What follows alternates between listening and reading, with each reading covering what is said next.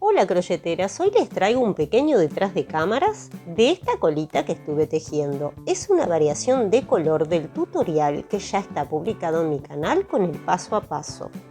Quería que vieran un poco más de cerca cómo queda en otros colores porque me encanta cómo resalta el punto. Es súper rápida de tejer y queda divina para regalar o vender.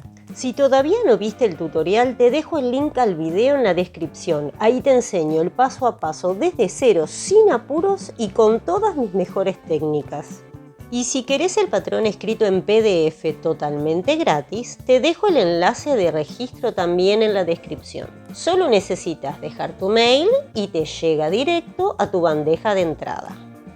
Espero que disfrutes tejerla tanto como yo. Nos vemos en el canal por el paso a paso. Y como siempre te digo, anímate a crear, teje tus sueños.